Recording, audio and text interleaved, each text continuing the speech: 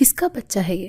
زاویار خانزادہ کی آواز آئی، کیونکہ بچہ سیڑھیوں سے گر گیا تھا اور اسے چوٹ لگی تھی۔ سر، یہ مرہا کا بیٹا ہے، وہ بی جان کی تیماردار ہے۔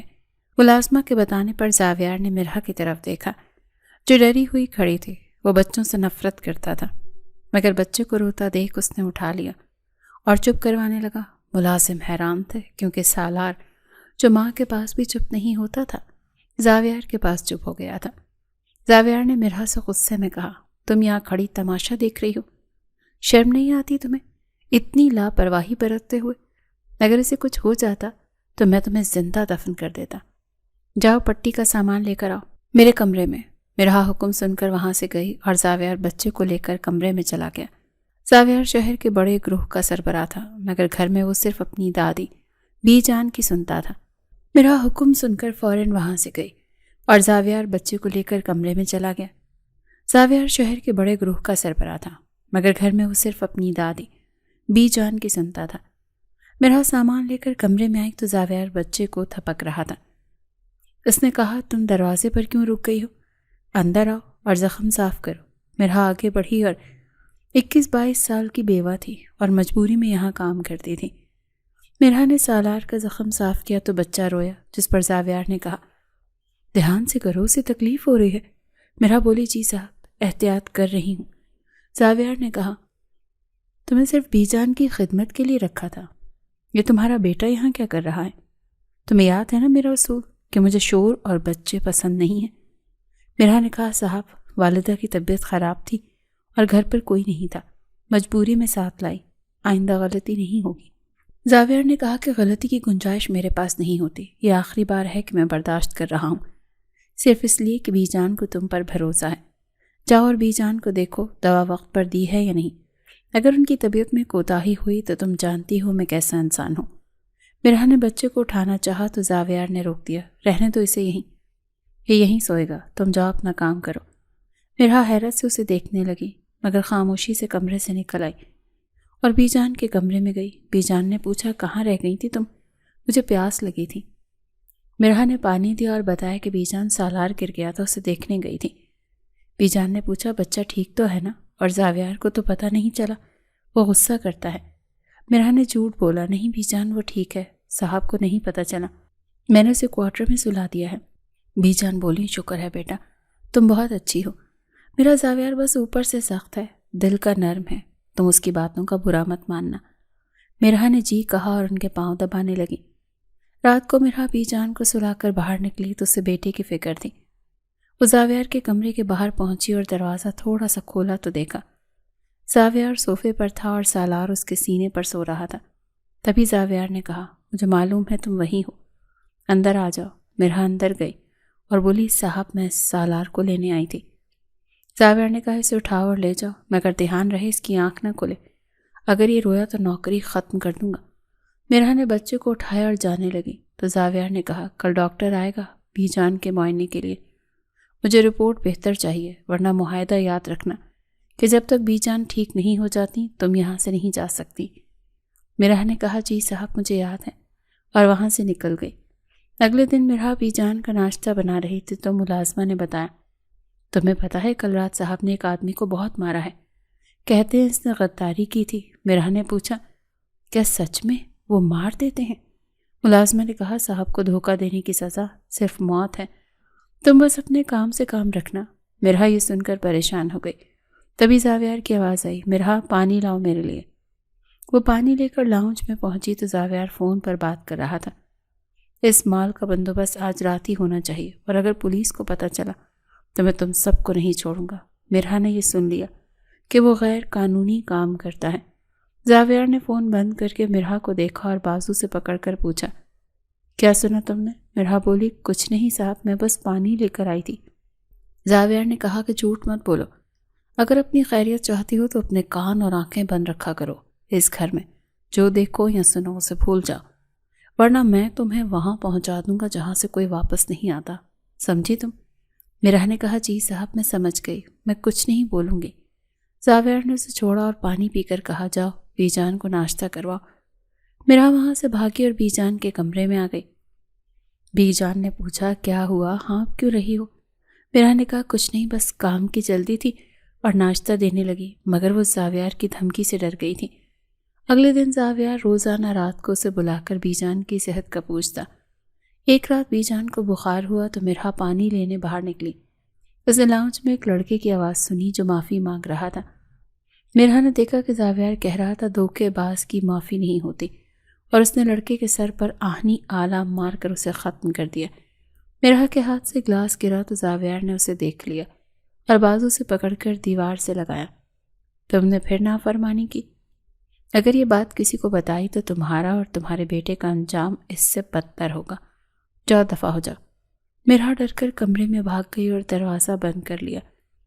اگلی صبح ایک ملازمہ کا بچہ رو رہا تھا تو زاویار نے غصے سے کہا اسے لے کر دفع ہو جاؤ، مجھے شور پسند نہیں، جب تک یہ ٹھیک نہ ہو واپس مت آنا۔ مرہا نے یہ دیکھ کر فیصلہ کیا کہ وہ نوکری چھوڑ دے گی۔ بازار میں اس نے زاویار کو لوگوں سے لڑائی کرتے دیکھا تو اسے یقین ہو گیا کہ وہ ایک خطرناک مجرم ہے۔ 15 دن بعد اسے دوسری نوکری ملی تو وہ استعفیٰ دینے گئی اور کہا کہ صاحب مجھے دوسری نوکری مل گئی ہے، میں کام نہیں کر سکتی۔ زاویار نے غصے میں میز پر ہاتھ مارا اور کہا تم معاہدے کی وجہ سے قید ہو، جب تک بی جان ٹھیک نہیں ہو جاتی تم نہیں جا سکتی۔ اگر بھاگنے کی کوشش کی تو ٹانگیں توڑ کر تہہ خانے میں ڈال دوں گا۔ مرہا نے روتے ہوئے منت کی مگر زاویار نے اسے باہر نکال دیا۔ کچھ دن بعد مرہا کی ماں بیمار ہوئی تو اس نے چھٹی مانگی۔ زاویار نے پیسے دیے اور کہا علاج کرواؤ مگر جلدی واپس آنا۔ 2 دن بعد ماں کا انتقال ہو گیا تو زاویار نے فون کر کے کہا فوراً واپس آ ورنہ انجام برا ہوگا۔ مرہا مجبوری میں سالار کو لے کر حویلی آ گئی کیونکہ اس کا گھر بھی ختم ہو گیا تھا۔ بی جان نے افسوس کیا جبکہ زاویار نے سرد لہجے میں کہا افسوس ہوا مگر اب کام پر دھیان دو۔ ایک دن زاویار نے سالار کو باغ میں تتلی پکڑتے دیکھا تو وہ رک گیا اور اسے دیکھنے لگا۔ اسے پہلی بار وہ بچہ برا نہیں لگا اور وہ اسے دیکھتا ہی رہ گیا۔ وقت گزرتا رہا اور مرہا نے خود کو حویلی کے ماحول میں ڈال لیا۔ سالار اب 1.5 سال کا ہو چکا تھا اور بی جان اس سے بہت پیار کرتی تھی۔ وہ ان کے پاس کھیلتا رہتا اور تنگ نہیں کرتا تھا۔ ایک دوپہر زاویار جلدی گھر آ گیا اور لاؤنج میں بیٹھ کر سگریٹ پینے لگا اور خبریں دیکھنے لگا۔ اسی دوران سالار کمرے سے باہر آ گیا اور میز پر رکھے جلتے ہوئے سگریٹ کی طرف ہاتھ بڑھا دیا۔ زاویار نے جیسے ہی دیکھا تو تیزی سے اس کا ہاتھ جھٹکا اور زور سے چلایا کس کا بچہ ہے یہ؟ دماغ خراب ہے تم لوگوں کا؟ سالار ڈر کر رونے لگا تو زاویار نے غصے سے ایشٹرے زمین پر مار دی۔ مرہا آواز سن کر بھاگی اور معافی مانگی تو زاویار نے کہا اگر آج اس کا ہاتھ جل جاتا تو ذمہ دار کون ہوتا؟ تم جیسی لاپرواہ عورتیں مائیں کیسے بن جاتی ہیں؟ لے جاؤ اسے یہاں سے اور خبردار اگر دوبارہ یہ میرے آس پاس نظر آیا تو میں اسے باہر پھینک دوں گا، مجھے شور نہیں چاہیے۔ مرہا ڈر کر بچے کو لے گئی۔ رات کو زاویار نے مرہا کو بلایا اور کہا کہ کل بی جان کو اسپتال لے کر جانا ہے، اگر ان کی رپورٹ اچھی آئی تو میں تمہیں انعام دوں گا اور تنخواہ بڑھا دوں گا، لیکن اگر شکایت ملی تو انجام جانتی ہو۔ مرہا نے کہا جی اور چلی گئی۔ کچھ دن بعد زاویار گھر واپس آیا تو اس نے سالار کو باغ میں گیند سے کھیلتے دیکھا۔ وہ گاڑی روک کر اسے دیکھنے لگا۔ اسے پہلی بار وہ بچہ برا نہیں لگا اور وہ مسکرا کر اندر چلا گیا۔ اگلے دن واپسی پر زاویار نے ایک دکان سے گیند اور چاکلیٹس خریدی اور گھر آ کر باغ میں کھیلتے ہوئے سالار کے پاس گیا۔ اس نے کھلانے اور مٹھائی بچے کو دی تو بچے نے خوش ہو کر کہا تھینک یو۔ زاویار ہنس پڑا اور اس کے گال تھپ تھپا کر کہا کھیلو اور گرنا مت۔ مرہا کھڑکی سے یہ سب دیکھ کر حیران رہ گئی کہ جو شخص جان لینے سے نہیں ڈرتا وہ آج بچے کے ساتھ شفقت سے پیش آ رہا تھا۔ حویلی میں دوپہر کا سناٹا چھایا ہوا تھا اور سورج کی تپش دیواروں کو گرما رہی تھی۔ مرہا بی جان کے کمرے کی صفائی میں اس قدر مگن تھے کہ اسے دھیان ہی نہ رہا کہ کب سالار کھیلتے کھیلتے گھٹنوں کے بل چلتا ہوا کمرے سے باہر نکل گیا۔ بی جان گہری نیند سو رہی تھی اور کھلی کھڑکی سے آنے والی ہوا کے تیز جھونکے سے کمرے کا بھاری دروازہ اچانک زوردار آواز کے ساتھ بند ہو گیا، جس کی وجہ سے کنڈی اٹک گئی اور مرہا اندر ہی محصور ہو کر رہ گئی۔ وہ گھبرا کر دروازے کی طرف لپکی مگر دروازہ جیم ہو چکا تھا۔ ادھر ننھا سالار اپنی ہی دھن میں ہنستا کھیلتا ہوا سیڑھیوں کے پاس جا پہنچا۔ وہ اپنی چھوٹی چھوٹی ٹانگوں سے سیڑھیاں چڑھنے کی کوشش کرنے لگا۔ اسے اوپر جانے کا شوق تھا اور وہ خطرے سے بالکل انجان تھا۔ عین اسی وقت اوپر سے زاویار بڑی تیزی سے نیچے اتر رہا تھا۔ وہ کسی بات پر شدید غصے میں تھا اور اس کے قدموں کی دھمک ہی کافی تھی کسی کو بھی ڈرانے کے لیے۔ سالار نے جیسے ہی سامنے سے آتے उस देव हैकल साए को देखा और उसकी गजबनाक सूरत देखी तो वो बुरी तरह सहम गया और घबराहट में पीछे हटने की कोशिश करने लगा। इसी कोशिश में उसका छोटा सा पाँव फिसल गया पर अगले ही लम्हे वो सीढ़ियों से लुढ़कता हुआ नीचे जा गिरा। उसके सर से टकराने की एक जोरदार आवाज़ आई और फिर एक दिल दहला देने वाली चीख गूंजी। ज़ावियर की नज़र जैसे ही उस गिरते हुए नन्हे वजूद पर पड़ी, उसके मुंह से बेसाख्ता एक धाड़ निकली, किसका बच्चा है ये? और वो बिजली की सी तेज़ी से छलांग लगाकर नीचे पहुंचा। सालार दर्द की शिद्दत से बिलक बिलक कर रोने लगा और उसके माथे से सुर्ख लहू का फव्वारा फूटकर उसके मासूम चेहरे को भिगोने लगा। ज़ावियर ने जैसे ही ये बहता हुआ खून देखा तो उसके अंदर का इंसान जाग उठा। उसका सारा गुस्सा झाग की तरह बैठ गया। उसने एक लम्हा ज़ाया किए बगैर आगे बढ़कर सालार को अपनी मजबूत बाहों में समेट लिया और उसे सीने से लगाकर चुप करवाने लगा। ओह खुदाया, ये तो बहुत चोट खा गया है, कोई है यहाँ जो मरहम पट्टी लाए? ज़ावियर चिल्लाया, मगर तभी उसे एहसास हुआ कि वो बच्चा किसी और का नहीं बल्कि मिरहा का है। इधर मिरहा दरवाज़ा पीट रही थी क्योंकि उसने अपने बेटे के रोने की दर्दनाक आवाज़ सुन ली थी। एक मुलाजमा ने भागकर दरवाज़ा खोला तो मिरहा दीवानों की तरह बाहर भागी और सीढ़ियों के पास का मंजर देखकर उसका कलेजा मुंह को आ गया। उसके पैरों तले से ज़मीन निकल गई। ज़ावियर सालार को गोद में लिए उसे दिलासा दे रहा था जबकि बच्चे के चेहरे और ज़ावियर के कपड़ों पर खून लगा था। मिरहा चीख मारकर उसकी तरफ लपकी, मेरा बच्चा, क्या हुआ इसे? हाय अल्लाह, मेरा बेटा। ज़ावियर ने उसे अपनी तरफ आते देखा तो उसकी आंखों में एक शोला लपका। वो मिरहा पर बरस पड़ा, जब बच्चा संभाल नहीं सकती तो पैदा क्यों करती हो? इतनी लापरवाही कैसे कर सकती हो तुम? देखो कितना खून बह रहा है, अगर इसकी हड्डी टूट जाती तो कौन जिम्मेदार होता? मिरहा ने रोते हुए कांपते हुए हाथों से बच्चे को लेना चाहा, मगर ज़ावियर ने उसे देने के बजाय खुद उसे मज़ीद अपने सीने से भींच लिया। तेज़ कदमों से अपने कमरे की तरफ बढ़ गया। मेरे पीछे आओ, फर्स्ट एड बॉक्स लेकर, जल्दी। ज़ावियर का हुक्म मानते हुए मिरहा रोते हुए उसके पीछे भागी। कमरे में जाकर ज़ावियर ने सालार को बिस्तर पर बिठाया और बड़ी महारत और नरमी से उसका ज़ख्म साफ करने लगा। वो शख्स जिसके हाथ दुश्मनों के खून से रंगे रहते थे आज इन्हीं हाथों से एक मासूम के ज़ख्म पर रुई रख रहा था। सालार जो अपनी माँ के पास भी चुप नहीं होता था, ज़ावियर के लम्स और धीमे लहजे से कुछ पुरसुकून हो गया। ज़ावियर ने बड़ी एहतियात से पट्टी बांधी और बच्चे को मुसलसल बातों में लगा रहा था ताकि उसे तकलीफ का एहसास न हो।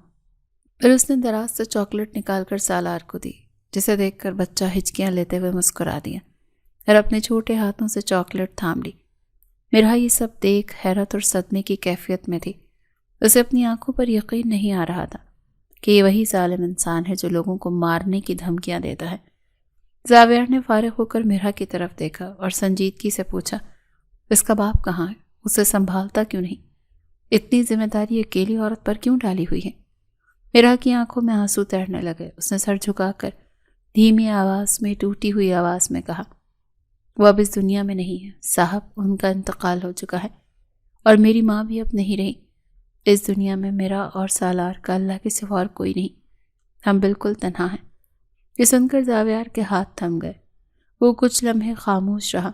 उसे मिरहा की बेबसी और लाचारी का अंदाज़ा हुआ तो उसके सख्त दिल में एक अजीब सी टीस उठी।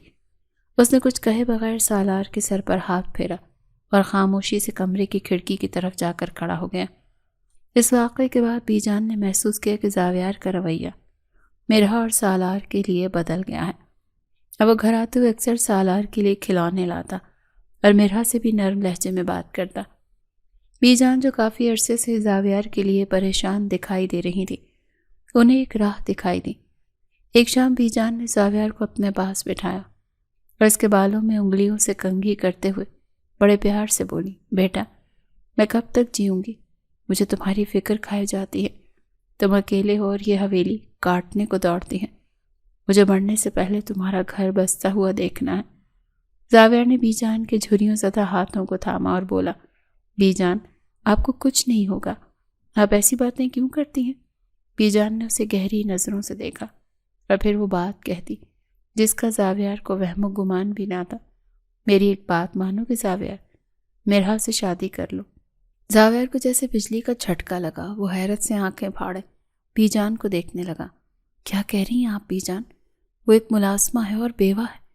بی جان نے فوراً کہا ہاں تو کیا ہوا بیٹا؟ وہ بہت نیک اور شریف لڑکی ہے، تنہا ہے، اسے بھی تو سہارے کی ضرورت ہے، اور سالار کو باپ کی اور مجھے ایک سلجھی ہوئی بہو کی۔ میں نے دیکھا ہے وہ میرا کتنا خیال رکھتی ہے، وہ اس گھر کو جوڑ کر رکھے گی، اور وہ بچہ سالار، وہ تو تمہاری جان بن گیا ہے۔ سوچو اگر تم نے اسے سہارا دے دیا تو اللہ کتنا راضی ہوگا۔ زاویار خاموش ہو گیا، اس کے ذہن میں مرحا کا معصوم چہرہ اور سالار کی مسکراہٹ گھوم گئی، مگر پھر اسے مرحا کا خوفزدہ چہرہ یاد آیا۔ وہ جانتا تھا کہ مرحا اس سے کتنا ڈرتی ہے اور اسے ایک درندہ سمجھتی ہے، لیکن بی جان کا حکم وہ ٹال بھی نہیں سکتا تھا۔ اب سوال یہ تھا کہ کیا وہ لڑکی جو اس کے سائے سے بھی کانپتی ہے اس کی شریک حیات بننے کو تیار ہوگی؟ رات کا آخری پہر تھا اور حویلی پر گہرا سکوت طاری تھا، مگر زاویار کی آنکھوں سے نیند کوسوں دور تھی۔ وہ اپنے کمرے کی کھڑکی میں کھڑا باہر کے گھنے اندھیرے کو گھور رہا تھا۔ اس کے ذہن میں بی جان کے الفاظ کسی گونج کی طرح بار بار سنائی دے رہے تھے کہ وہ مرحا سے شادی کر لے۔ اسے اپنی زندگی میں کسی عورت کی ضرورت کبھی محسوس نہیں ہوئی تھی، کیونکہ اس کا راستہ کانٹوں سے بھرا تھا، جہاں ہر قدم پر موت اس کا تعاقب کرتی تھی۔ وہ نہیں چاہتا تھا کہ کوئی اور اس کی اس پرخطر زندگی کا حصہ بنے، مگر بی جان کی خواہش اور سالار کی معصومیت نے اسے ایک عجیب کشمکش میں مبتلا کر دیا تھا۔ اس نے گہرا سانس لیا اور فیصلہ کن انداز میں پلٹا۔ اس معاملے کو لٹکانے کا عادی نہیں تھا۔ وہ سیدھا مرحا کے کوارٹر کی طرف گیا اور دروازے پر دستک دی۔ مرحا جو سالار کو سلا کر ابھی لیٹی ہی تھی، اس بے وقت دستک پر گھبرا گئی۔ اس نے لرزتے ہاتھوں سے دروازہ کھولا تو سامنے زاویار کو دیکھ کر اس کا رنگ فک ہو گیا۔ وہ دوپٹہ درست کرتے ہوئے نظریں جھکا کر کھڑی ہو گئی۔ جی صاحب خیریت؟ آپ؟ اس وقت مرحا کی آواز خشک تھی۔ زاویار نے سنجیدگی سے اسے دیکھا اور کہا، مجھے تم سے ایک ضروری بات کرنی ہے۔ بی جان چاہتی ہیں کہ میں تم سے شادی کر لوں۔ یہ سنتے ہی مرحا کو لگا جیسے اس کے پیروں تلے سے زمین نکل گئی ہوں۔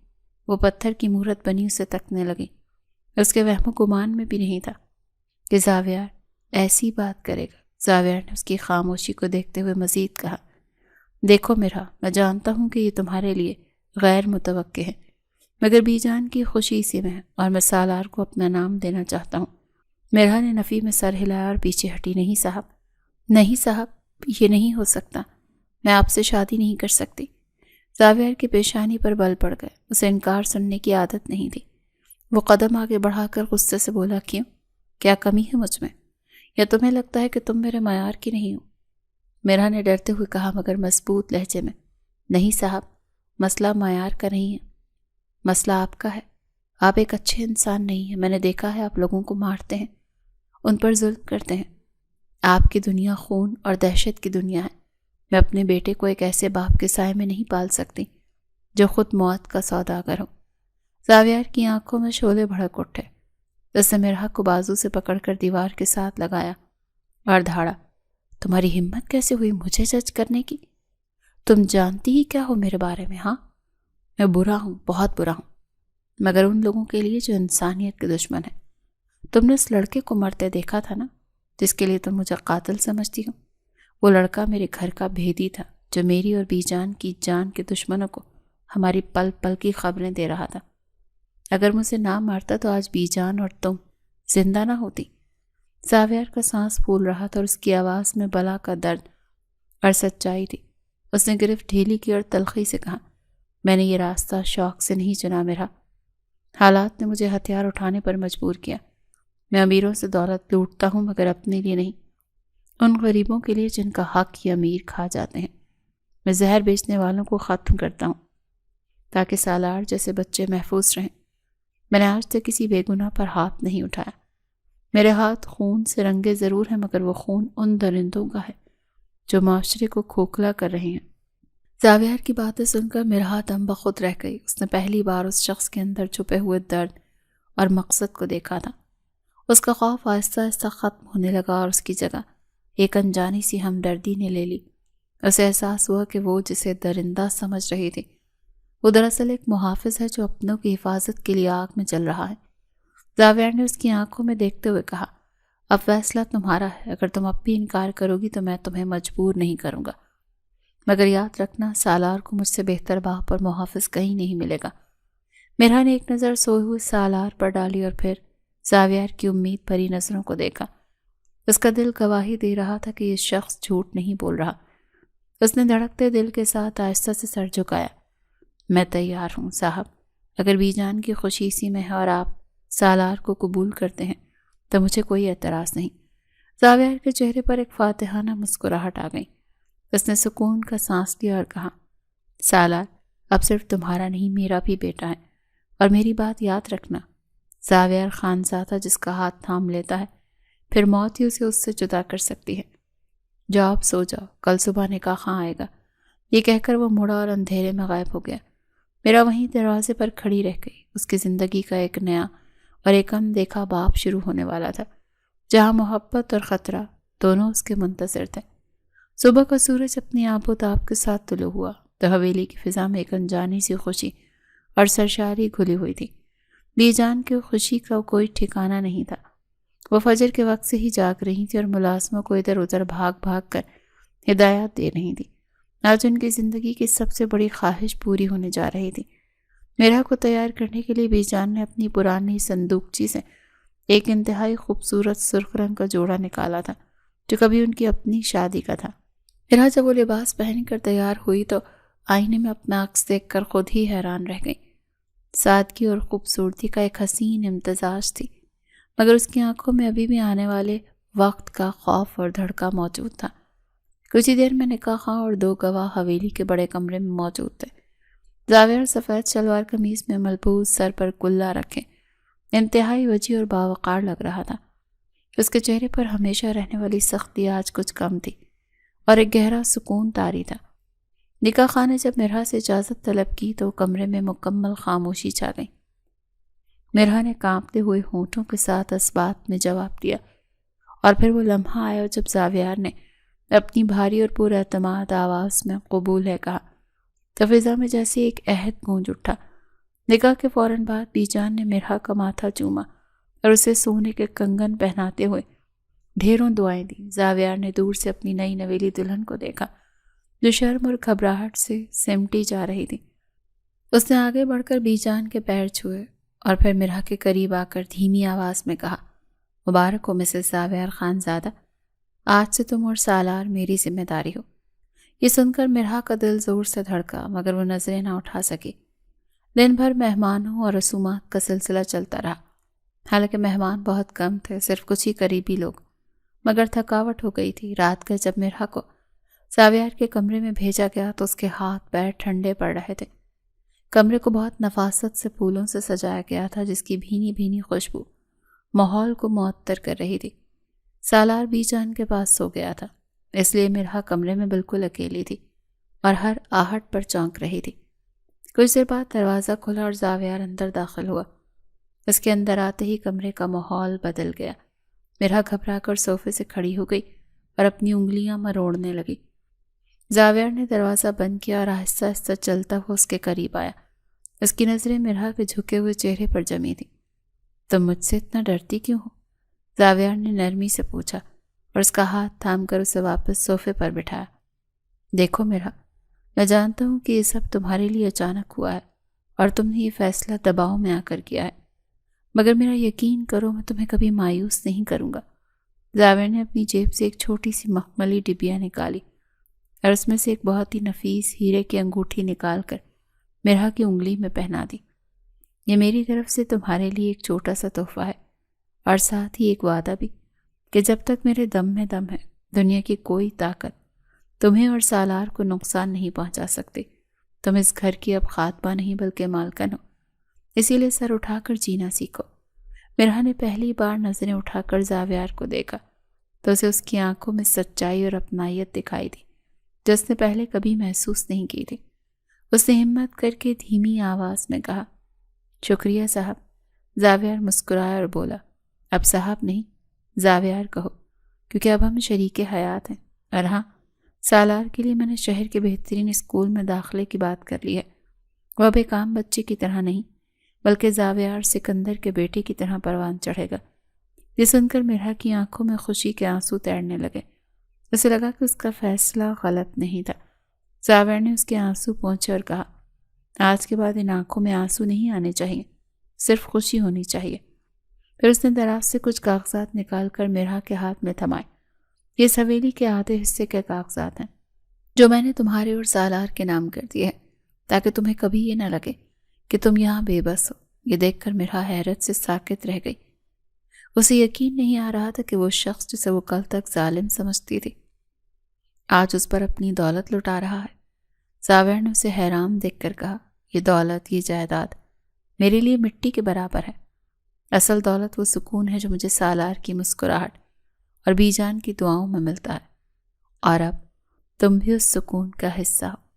रात के इस पहर दोनों के दरमियान खामोशी थी, मगर ये खामोशी बोझल नहीं थी, बल्कि इसमें एक नए रिश्ते की मिठास और एतमाद की पहली सीढ़ी थी। मिरहा को महसूस हुआ कि शायद उसकी ज़िंदगी की तारीक रात अब ख़त्म हो चुकी है और एक रोशन सवेरा उसका मुंतज़िर है। लेकिन वो ये नहीं जानती थी कि हवेली की ऊंची दीवारों के बाहर जावेर के दुश्मन अब भी घात लगाए बैठे हैं और उनकी खुशियों को नज़र लगने में देर नहीं लगेगी। हवेली में शादी के बाद की पहली सुबह बहुत पुरसुकून और खुशगवार थी। जावेर ने जैसा वादा किया था वो वैसा ही कर रहा था। उसने सालार को एक बेटे की तरह अपना लिया था और बीजान तो खुशी से फूले नहीं समा रही थी, मगर ये सुकून शायद तूफान से पहले की खामोशी थी। चौथे रोज़ जावेर नाश्ते की मेज़ पर बैठा था और सालार उसकी गोद में खेल रहा था कि अचानक उसका फ़ोन बजा। उसने फ़ोन कान से लगाया तो दूसरी तरफ से आने वाली खबर ने उसके चेहरे के तासुरात को यकसर बदल दिया। उसकी आंखों में वही पुरानी वहशत और सख्ती लौट आई। उसने गुस्से से फ़ोन मेज़ पर पटका और मुलाजिम को आवाज़ दी, मेरी गाड़ी निकालो और सब लड़कों को तैयार रहने का कहो, आज हिसाब चुकाने का दिन है। मिरहा जो किचन से चाय लेकर आ रही थी, जावेर का ये रूप देखकर ठिठक गई। वो जल्दी से उसके पास आई और डरते हुए पूछा, क्या हुआ जावेर, सब खैरत तो है? आप इतने गुस्से में क्यों हैं? जावेर ने सालार को कुर्सी पर बिठाया और खड़ा हो गया। कुछ नहीं, बस कुछ पुराने दुश्मन सर उठा रहे हैं, उन्हें बताना ज़रूरी है कि जावेर खानज़ादा भी जिंदा है। नादिर शाह ने मेरे इलाके में घुसने की गलती की है और उसकी सज़ा तो उसे मिलेगी। मिरहा का दिल ज़ोर से धड़का। उसने बेख्तियार जावेर का बाजू पकड़ लिया। मत जाएं प्लीज़, मेरा दिल घबरा रहा है, आज घर पर रुक जाएं। जावेर ने उसके ठंडे पड़ते हाथ को देखा और नरमी से उसे हटाते हुए बोला, मिरहा जिद मत करो, ये मेरा काम है और अगर मैं आज न गया तो वो लोग समझेंगे कि जावेर डर गया, और शेर कभी कुत्तों से नहीं डरता। तुम बस सालार को और बीजान का ख्याल रखना, मैं शाम तक वापस आ जाऊंगा। ये कहकर वो तेज़ी से बाहर निकल गया और अपने मुहाफिजों के साथ गाड़ियों के काफले में रवाना हो गया। मिरहा दरवाजे पर खड़ी उसे जाती हुई देखती रही और उसके दिल में अनजाने वसवसे सर उठाने लगे। दिन बहुत सुस्त रवि से गुजर रहा था। हर गुजरता लम्हा मिरहा की बेचैनी में इजाफा कर रहा था। बीजान भी बार बार तस्बीह पढ़ते हुए दरवाजे की तरफ देख रही थी। शाम के साए गहरे होने लगे, मगर जावेर की कोई खबर ना आई। मिरहा ने कई बार उसके नंबर पर कॉल की, मगर फ़ोन बंद जा रहा था।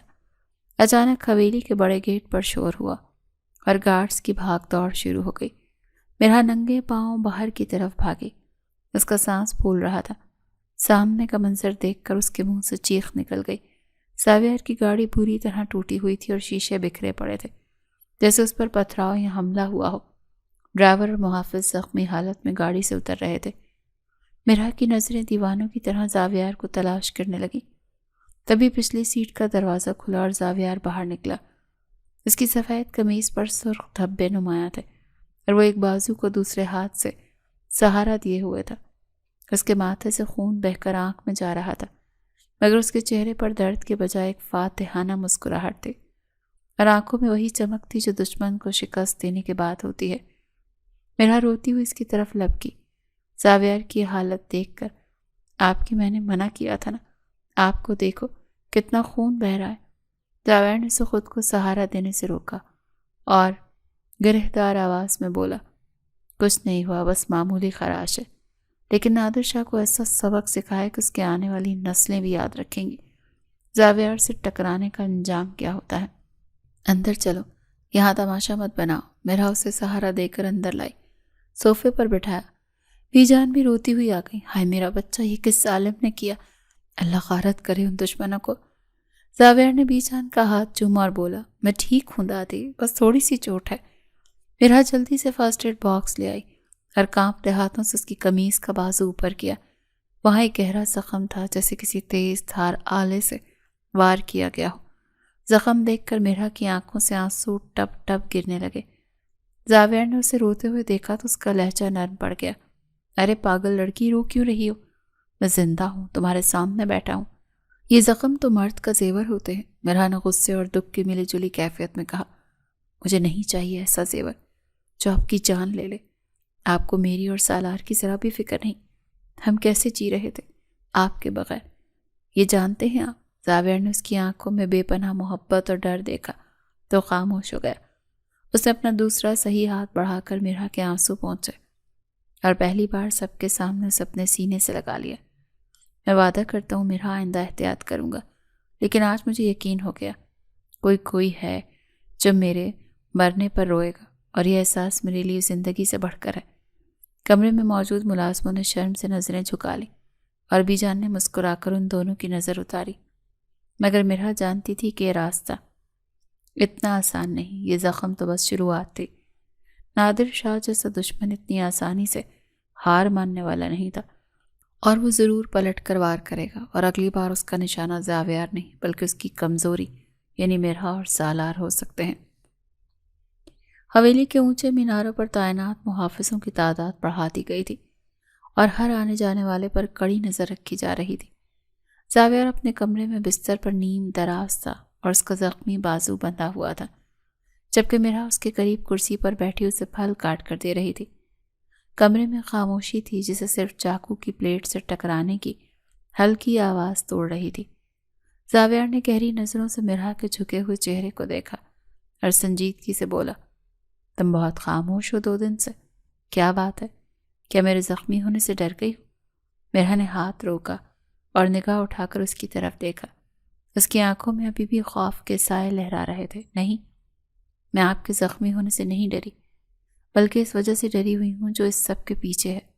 وہ لوگ کون ہیں؟ وہ ہم سے کیا چاہتے ہیں؟ مجھے سالار کی فکر ہوتی ہے زاویہ۔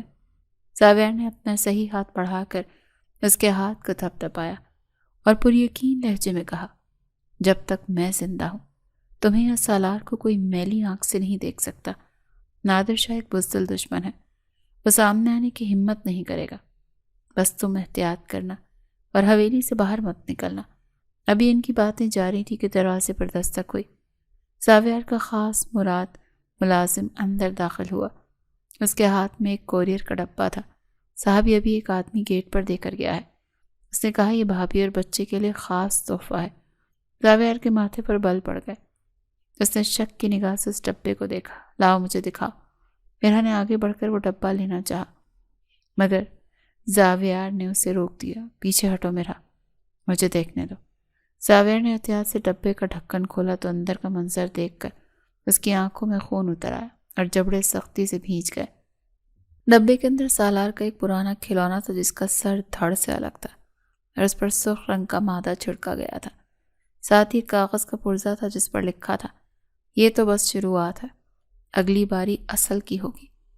زاویہ نے غصے سے وہ ڈبہ دیوار پر دے مارا جس سے اس میں موجود چیزیں بکھر گئیں۔ نادر شاہ، تیری موت تجھے پکار رہی ہے۔ زاویہ دھاڑا اور میرا یہ سب دیکھ کر سہم گئی۔ اس نے فوراً سے سالار کو اپنی گود میں چھپا لیا جو قالین پر کھیل رہا تھا۔ مراد نے گھبرا کر پوچھا، صاحب کیا حکم ہے؟ زاویہ نے اپنی آنکھوں میں وحشت لیے حکم دیا، حویلی کا کونا کونا چھان مارو اور پتہ لگاؤ کہ یہ ڈبہ لانے والا کون تھا۔ اور سنو، آج سے سالار کے ساتھ ہر وقت ایک سایہ ہونا چاہیے، کوئی انجان چہرہ اس کے قریب نہ پھٹکے۔ مراد سر جھکا کر فوراً باہر نکل گیا۔ میرا کی آنکھوں سے آنسو جاری ہو گئے۔ وہ زاویہ کے قریب آئی اور روتے ہوئے بولی کہ مجھے بہت ڈر لگ رہا ہے زاویہ، وہ میرے بچے کو مار دیں گے، ہمیں یہاں سے کہیں دور چلے جانا چاہیے۔ زاویہ نے اسے کاندھوں سے تھام کر جھنجھوڑا، ہوش میں آؤ میرا، بھاگنا بزدلوں کا کام ہے، ہم کہیں نہیں جائیں گے بلکہ یہیں رہ کر ان کا مقابلہ کریں گے۔ تم بس مضبوط بنو، میں نے تم سے وعدہ کیا تھا نا، وہ وعدہ میں اپنی جان دے کر بھی نبھاؤں گا۔ اسی اثنا میں حویلی کی پرانی خادمہ اماں بھی اندر آئیں اور مؤدبانہ انداز میں بولیں کہ صاحب جی، بیگم صاحبہ کے لیے کام کا بوجھ بڑھ گیا ہے اور اب وہ سالار بابا کو سنبھالیں یا گھر کے کام دیکھیں۔ میں نے اپنی ایک دور کی رشتہ دار لڑکی کو بلایا ہے، نگین نام ہے اس کا، بہت محنتی اور شریف ہے۔ اگر آپ اجازت دیں تو اسے بیگم صاحبہ کی مدد کے لیے رکھ لیں۔ زاویار نے پہلے انکار کرنا چاہا، پھر میرا کی پریشان حالت دیکھ کر سوچا کہ شاید کوئی مددگار ہونے سے اس کا دھیان بڑھ جائے گا۔ ٹھیک ہے، لیکن پہلے اس کی مکمل چھان بین کروا لو مراد سے، اور اسے بتا دینا کہ اس گھر کے اصول بہت سخت ہیں۔ اماں بھی خوش ہو کر دعائیں دیتی ہوئی چلی گئیں۔ تھوڑی دیر بعد ایک نوجوان لڑکی سر پر دوپٹہ اوڑھے اور نظریں جھکائے کمرے میں داخل ہوئی۔ سلام صاحب۔ سلام بیگم صاحبہ۔ اس کی آواز میں بلا کی لچاہٹ تھی۔ زاویار نے اسے سر تا پیر دیکھا اور سرد لہجے میں کہا، تمہارا کام صرف بیگم صاحبہ کی مدد کرنا ہے، سالار سے دور رہنا اور حویلی کے کسی اور معاملے میں دخل مت دینا، ورنہ ٹانگیں توڑ کر باہر پھینکوا دوں گا۔ نگین نے جلدی سے اس بات میں سر ہلایا۔ جی صاحب، میں خیال رکھوں گی، آپ بے فکر رہیں۔ زاویار نے ہاتھ کے اشارے سے اسے جانے کو کہا تو مرحا کے پیچھے پیچھے باہر نکل گئی، لیکن باہر نکلتے ہی نگین کے چہرے کے تاثرات بدل گئے۔ اس کی معصومیت کی جگہ ایک شاطرانہ مسکراہٹ نے لے لی۔ اس نے مڑ کر بند دروازے کو دیکھا اور دل ہی دل میں سوچا، زاویار خانزادہ، تم جتنا چاہے پہرا لگا لو، دشمن تو تمہارے گھر کے اندر پہنچ چکا ہے۔ وہ اصل میں نادر شاہ کی بھیجی ہوئی جاسوس تھی، جسے اس حویلی میں داخل ہونے کے لیے بڑی بھاری رقم دی گئی تھی۔ رات کے وقت جب سب سو گئے تو نگین دبے پاؤں کچن کی طرف گئی اور پچھلے دروازے کی کنڈی چیک کی۔ اس نے اپنی جیب سے ایک چھوٹا سا موبائل نکالا اور دھیمی آواز میں کسی کو اطلاع دی، کام ہو گیا ہے، میں اندر پہنچ چکی ہوں، بس موقع ملتے ہی وہ کروں گی جس کا حکم ملا ہے، بچہ میری پہنچ میں ہے۔ دوسری طرف سے نادر شاہ کا کہکہا سنائی دیا، شاباش، بس دھیان رہے کہ زاویار کو شک نہ ہو، جیسے ہی موقع ملے بچے کو پچھلے راستے سے باہر لے آنا۔ نگین نے فون بند کر کے چھپایا ہی تھا کہ اچانک اس کے پیچھے سے آواز آئی، تم یہاں اتنی رات گئے کیا کر رہی ہو؟ نگین کا دل اچھل کر حلق میں آ گیا۔ وہ بری طرح بوکھلائی اور پیچھے مڑی تو دیکھا میرا پانی کا گلاس ہاتھ میں لیے کھڑی اسے حیرت سے دیکھ رہی تھی۔ نگین نے فوراً بات بنائی، وہ بیگم صاحبہ، مجھے پیاس لگی تھی تو پانی پینے آئی تھی، راستہ بھول گئی تھی۔ میرا نے اسے شک کی نگاہ سے دیکھا کیونکہ کچن کا راستہ بالکل سیدھا تھا۔ پھر بھی اس نے بات کو نظر انداز کیا اور کہا، پانی جگ میں ہے، پی لو اور جا کر سو جا، لیکن یاد رکھنا رات کو ادھر ادھر گھومنا منع ہے۔ میرا یہ کہہ کر وہاں سے چلی گئی، لیکن اس کے دل میں ایک کھٹکا سا لگا تھا۔ نگین نے سکھ کا سانس لیا اور اپنے ماتھے سے پسینہ پہنچا۔ بال بال بچی ہوں، مجھے بہت احتیاط کرنی ہوگی، یہ عورت اتنی بھی سیدھی نہیں جتنی دکھتی ہے۔ اگلی صبح حویلی میں ایک عجیب سا تناؤ تھا۔ زاویار کسی کام سے اسٹڈی روم میں تھا اور سالار باغیچے میں کھیل رہا تھا۔ نگین موقع پا کر سالار کے قریب گئی اور اسے اپنی گود میں اٹھا لیا۔ آؤ میرے پیارے بچے، ہم باہر تتلی پکڑتے ہیں۔ اسے باتوں میں لگا کر آہستہ آہستہ پچھلے گیٹ کی طرف بڑھنے لگی، جہاں اس کے ساتھی گاڑی لیے تیار کھڑے تھے۔ سالار اس کی باتوں میں آ کر خوش ہو رہا تھا۔ وہ بھی گیٹ کے قریب پہنچی تھی کہ اچانک مراد سامنے آ گیا۔ ارے نگین، تم بچے کو لے کر کہاں جا رہی ہو؟ صاحب کا حکم ہے کہ بچہ باغ سے باہر نہ جائے۔ مراد کی آواز سخت تھی۔ نگین گڑبڑا گئی۔ وہ بھائی جان، بچہ رو رہا تھا کہ تتلی پکڑنی ہے تو بس یہیں گیٹ تک لائی تھی۔ مراد نے اس کی آنکھوں میں چھپی چوری پکڑ لی۔ اس نے آگے بڑھ کر سالار کو اس کی گود سے چھین لیا اور غصے سے بولا، بی بی، تم اپنا کام کرو، بچے بہلانے کی ضرورت نہیں، جاؤ اندر۔ نگین دانت پیس کر رہ گئی اور پیر پٹکتی ہوئی اندر چلی گئی۔ مراد نے فوراً زاویار کو اطلاع دی، صاحب، یہ نئی ملازمہ مجھے ٹھیک نہیں لگ رہی، یہ بچے کو پچھلے گیٹ کی طرف لے جا رہی تھی۔ زاویار نے قلم میز پر پٹخا اور اس کی آنکھوں میں وحشت جاگ اٹھی۔ اس پر نظر رکھو مراد، اور اس کے فون کا ریکارڈ چیک کرواؤ۔ اگر یہ غدار نکلی تو اس کا وہ حشر کروں گا کہ دنیا دیکھے گی۔ حویلی میں اب دشمن اور اپنوں کی پہچان مشکل ہو گئی تھی اور خطرہ سر پر منڈلا رہا تھا۔ شام کے سائے گہرے ہوتے ہی حویلی کا ماحول مزید پراسرار ہو گیا۔ مراد نے جب زاویار کے سامنے نگین کی فون کا ریکارڈ رکھا تو زاویار کی آنکھوں میں جیسے خون اتر آیا۔ اس نے دانت پیستے ہوئے مراد کی طرف دیکھا اور گرجدار آواز میں پوچھا، کیا یقین ہے کہ یہ نمبر نادر شاہ کے ہی کسی آدمی کا ہے؟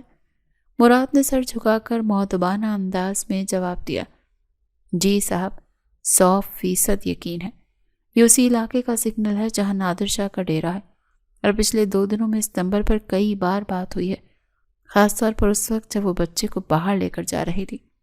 زاویار نے غصے سے میز پر مکہ مارا اور کھڑا ہو گیا۔ اس لڑکی کو ذرا میرے سامنے پیش کرو، ابھی اسی وقت اسے گمان میں بھی نہیں ہوگا کہ اس نے کس کی پیٹ میں خنجر کھونپنے کی کوشش کی ہے۔ مراد فوراً حکم کی تعمیل کے لیے باہر نکل گیا۔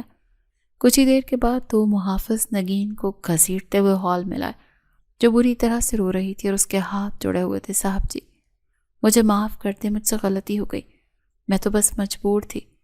نگین گڑ گڑائی۔ زاویار اس کے قریب گیا اور اس کے بالوں سے پکڑ کر اسے جھٹکا دیا، جس سے وہ فرش پر گر پڑی۔ مجبور نہیں، تم غدار ہو، اور غدار کی سزا جانتے ہوئے بھی تم نے میرے گھر کا نمک کھا کر میرے ہی بیٹے کو اغوا کرنے کی بھی کوشش کی۔ بولو کس نے بھیجا ہے تمہیں، اور کیا منصوبہ ہے تمہارا اور تمہارے آقا کا؟ زاویار کی دھاڑ سے ہال کی کھڑکیاں بھی لرز اٹھیں۔ نگین نے کانپتے ہوئے سر جگل دیا۔ صاحب، مجھے نادر شاہ نے بھیجا تھا، انہوں نے کہا تھا کہ اگر میں بچے کو باہر لے آؤں تو وہ مجھے منہ مانگی دولت دیں گے۔ وہ آج رات حویلی پر حملہ کرنے والے ہیں، کیونکہ انہیں لگا تھا کہ میں نے پچھلا دروازہ کھلا چھوڑ دیا ہے۔ یہ سن کر مرحا جو اوپر سیڑھیوں پر کھڑی سب کچھ سن رہی تھی، خوف سے اس کا رنگ سفید پڑ گیا۔ وہ بھاگتی ہوئی نیچے آئی اور زاویار کا بازو تھام لیا۔ زاویار، یہ لوگ آج رات آئیں گے، ہمیں پولیس کو بلا لینا چاہیے، سالار کی جان کو خطرہ ہے۔ زاویار نے نگین کو وہیں چھوڑا اور مرحا کی طرف متوجہ ہوا۔ اس نے مرحا کے کاندھوں کو مضبوطی سے تھاما اور اس کی آنکھوں میں جھانکتے ہوئے پر اعتماد لہجے میں کہا، مرحا، پولیس کی ضرورت نہیں ہے، زاویار خانزادہ اپنے گھر کی حفاظت کرنا جانتا ہے۔ نادر شاہ نے آج رات حملہ کرنے کا سوچ کر اپنی موت کو دعوت دی ہے، اور تم ڈرو مت، یہ نگین اب ہمارے کام آئے گی۔ زاویار نے ایک شاطرانہ مسکراہٹ کے ساتھ نگین کی طرف دیکھا اور اپنا فون نکال کر اس کے ہاتھ میں تھمایا۔ یہ لو، فون ملاؤ نادر شاہ کو اور اسے کہو کہ کام ہو گیا اور تم نے پچھلا گیٹ چھوڑ دیا کھلا، راستہ صاف ہے۔ نگین نے انکار میں سر ہلایا تو زاویار نے جیب سے اپنا آہنی ہتھیار نکال کر میز پر رکھا۔ اگر تم نے ایک لفظ بھی غلط بولا یا اسے شک ہونے دیا تو تمہاری لاش بھی تمہارے گھر والوں کو نہیں ملے گی۔ نگین نے تھر تھر کانپتے ہوئے نمبر ملایا اور فون کان سے لگایا۔ دوسری طرف سے کال اٹھاتے اس نے رٹی رٹائی بات دہرائی۔ صاحب، راستہ صاف ہے، گیٹ کھلا ہے، سب سو رہے ہیں، آپ آ جائیں۔ دوسری طرف سے نادر شاہ کا کہکا سنائی دیا، شاباش لڑکی، تیرا انعام تجھے مل جائے گا، بس وہیں رکنا۔ نگین نے فون بند کیا تو زاویار نے محافظوں کو اشارہ کیا، اسے تہہ خانے میں بند کر دو، اور مراد تم اپنے آدمیوں کو پچھلے گیٹ کے آس پاس چھپا دو۔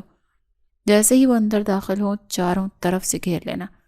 آج کی رات نادر شاہ کی زندگی کی آخری رات ہوگی۔ زاویار نے پھر مرحا کی طرف رخ کیا جو ابھی بھی سہمی ہوئی تھی۔ سنو مرحا، تم بی جان اور سالار کو لے کر اوپر والے کمرے میں جاؤ اور دروازہ اندر سے بند کر لینا، چاہے کچھ بھی ہو جائے، باہر مت نکلنا جب تک میں خود آ کر نہ آواز دوں، سمجھی تم؟ مرحا نے نم آنکھوں سے اس بات میں سر ہلایا اور زاویار کا ہاتھ اپنے ہاتھوں میں لے کر چومتے ہوئے بولی، اپنا خیال رکھنا زاویار، اگر آپ کو کچھ ہو گیا تو میں جی نہیں پاؤں گی۔ زاویار نے اس کے سر پر ہاتھ رکھا اور مسکرایا، مجھے کچھ نہیں ہوگا کیونکہ اب میرے پاس جینے کی بہت بڑی وجہ ہے، تم جاؤ اب۔ مرحا بھاگ کر اوپر گئی اور سالار کو سینے سے لگا کر بی جان کے ساتھ کمرے میں بند ہو گئی۔ حویلی میں موت کا سناٹا چھا گیا، روشنیاں بجھا دی گئیں اور زاویار اندھیرے میں صوفے پر بیٹھ کر اپنے شکار کا انتظار کرنے لگا۔ گھڑی کی ٹک ٹک ماحول کی سنگینی میں اضافہ کر رہی تھی۔ رات کے 2 بجے کے قریب پچھلے گیٹ پر ہلکی سی آہٹ ہوئی اور گیٹ آہستہ سے کھلا۔ سائے کی طرح کئی مسلح افراد حویلی کے باغ میں داخل ہوئے۔ سب سے آگے نادر شاہ تھا، جس کے چہرے پر فتح کی خوشی تھی۔ وہ دبے پاؤں اندر کی طرف بڑھ رہے تھے۔ انہیں علم نہیں تھا کہ وہ شیر کی کچھار میں داخل ہو چکے ہیں۔ جیسے ہی وہ سب لاؤنج کے وسط میں پہنچے، اچانک حویلی کی تمام روشنیاں جل اٹھی تھیں اور نادر شاہ کی آنکھیں چندیا گئیں۔ سامنے زاویار سکندر اپنی پوری شان و شوکت کے ساتھ کھڑا تھا۔ اور اس کے پیچھے درجنوں محافظ نے نادر شاہ اور اس کے ساتھیوں کو اپنے ہتھیاروں کی نوک پر لے رکھا تھا۔ خوش آمدید نادر شاہ، میں تمہارا ہی انتظار کر رہا تھا۔ زاویار کی باروب آواز ہال میں گونجی۔ نادر شاہ کے پیروں تلے سے زمین نکل گئی۔ اس نے بوکھلا کر پیچھے دیکھنا چاہا، مگر وہاں سے بھی مراد اپنے ساتھیوں کے ساتھ راستہ روکے کھڑا تھا۔ تم نے دھوکہ دیا ہے مجھے نادر شاہ، غصے سے چلایا۔ زاویار ہنسار بولا، دھوکہ؟ دھوکہ تو تم نے دیا تھا، میری پیٹھ پیچھے وار کر کے۔ میں نے تو بس تمہیں تمہاری اوقات یاد دلائی ہے۔ آج تم یہاں سے زندہ واپس نہیں جاؤ گے، لیکن مرنے سے پہلے میں چاہتا ہوں کہ تم دیکھ لو کہ زاویار خانزادہ سے ٹکرانے کا انجام کیا ہوتا ہے۔ زاویار نے ہاتھ اٹھایا اور فضا گولیوں کی تڑتڑاہٹ سے گونج اٹھی، مگر زاویار نے اپنے آدمیوں کو نادر شاہ کو جان سے مارنے سے روک دیا، کیونکہ وہ اسے تڑپا تڑپا کر مارنا چاہتا تھا۔ نادر شاہ کے سارے ساتھی مارے گئے اور وہ اکیلا زخمی حالت میں گھٹنوں کے بل گر پڑا۔ زاویار آہستہ آہستہ چلتا ہوا اس کے قریب آیا اور اس کے بالوں سے پکڑ کر اس کا چہرہ اوپر کیا۔ یہ تمہاری غلط فہمی تھی کہ تم میرے گھر میں گھس کر میرے بیٹے کو نقصان پہنچا سکو گے۔ اب بتاؤ تمہیں کس طرح کی موت دوں؟ زاویار کی آنکھوں میں جو وحشت تھی اسے دیکھ کر نادر شاہ جیسا ظالم انسان بھی بھیگی بلی بن گیا تھا۔ اوپر کمرے میں مرحا نے گولیوں کی آوازیں سن کر کانوں پر ہاتھ رکھ لیے اور سالار کو مزید بھینچ لیا۔ وہ اللہ سے دعائیں مانگ رہی تھی کہ یہ خونی کھیل ختم ہو جائے اور اس کا سہاگ سلامت رہے۔ اسے نہیں معلوم تھا کہ نیچے زاویار نے اپنے دشمن کو عبرت کا نشان بنا دیا ہے، اور اب حویلی سے دشمنوں کا سایہ ہمیشہ کے لیے ختم ہونے والا ہے۔ حویلی میں گولیوں کی تڑتڑاہٹ تھم چکی تھی اور ایک گہرا سکوت چھا گیا تھا جو موت سے زیادہ زندگی کی نوید سنا رہا تھا۔ اوپر کمرے میں بند مرحا کا دل کسی سوکھے پتے کی طرح سے کانپ رہا تھا کہ نہ جانے کیا قیامت ٹوٹی ہوگی۔ تبھی دروازے پر ایک جانی پہچانی دستک ہوئی اور مرحا نے ڈرتے ڈرتے دروازہ کھولا تو سامنے زاویار کو صحیح سلامت کھڑا دیکھ کر اس کی جان میں جان آئی۔ زاویار کے کپڑوں پر گرد اور خون کے کچھ دھبے ضرور تھے، مگر اس کا چہرہ پرسکون تھا اور آنکھوں میں وہ وحشت نہیں تھی تو کچھ دیر پہلے دشمنوں کے لیے تھی۔ مرحا بے اختیار روتی ہوئی اس کے سینے سے لگ گئی اور ہچکیوں کے درمیان بولی، شکر ہے خدایا آپ ٹھیک ہے۔ مجھے لگا کہ آج سب کچھ ختم ہو جائے گا۔ زاویار نے اسے خود سے جدا کیا اور اس کا چہرہ ہاتھوں میں لے کر مسکراتے ہوئے بولا، سب ختم ہو گیا ہے مرحا، مگر ہم نہیں بلکہ وہ خوف ختم ہو گیا ہے جو اس حویلی پر منڈلا رہا تھا۔ نادر شاہ اور اس کے ساتھی اپنے انجام کو پہنچ چکے ہیں اور اب کوئی ہماری طرف میلی آنکھ سے نہیں دیکھے گا۔ مرحا نے سالار کی طرف دیکھا جو ابھی تک سہم کر کونے میں بیٹھا تھا۔ زاویار آگے بڑھا اور سالار کو گود میں اٹھا لیا۔ اس نے بچے کے ماتھے کو چوما اور ایک گہرا سانس لیتے ہوئے وہ فیصلہ سنایا جو اس نے دشمنوں کی لاشوں کے درمیان کھڑے ہو کر کیا تھا۔ سنو میرا، آج کے بعد میں نے فیصلہ کیا ہے، میں نہیں چاہتا کہ میرا بیٹا بڑا ہو کر یہ سنے کہ اس کا باپ ایک مجرم تھا یا وہ ان خونی راستوں پر چلے جن پر میں چلا ہوں۔